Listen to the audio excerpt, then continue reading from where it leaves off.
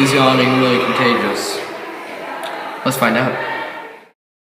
The purpose is to see how many times a person yawns whilst being influenced, compared to a person that's not being influenced. If a person takes a test that occupies them, then they will not be influenced by your yawn. We will have two groups. The control group, which will not be influenced by our yawn. We also have another group, the experimental group. They will be influenced by our yawn. They will each take a test. A math or English test.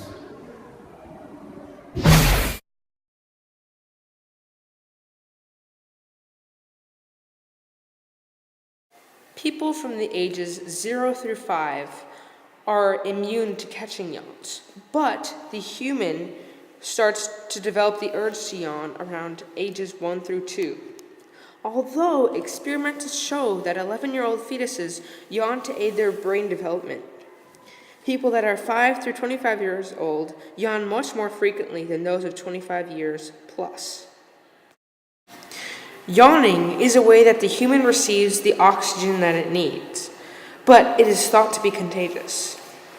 The tests that people will receive have very hard, high-level math and English questions that will test their knowledge.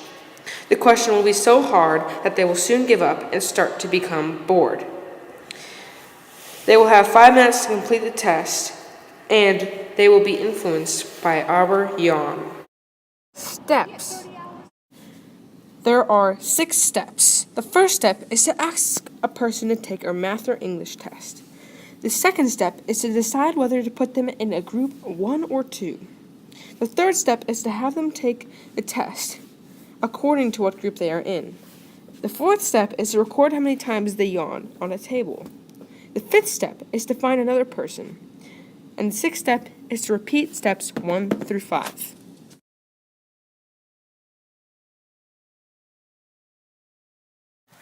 As you can see, the group of individuals that we tested that are not influenced by our yawn did not yawn once.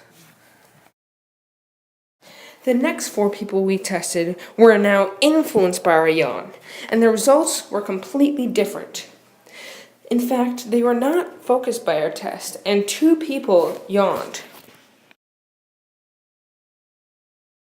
In conclusion, our myth ended up to be busted. Did not work out any way whatsoever how we wished. It ended up to be the people who we tried to make yawn didn't yawn because they were too focused on the test.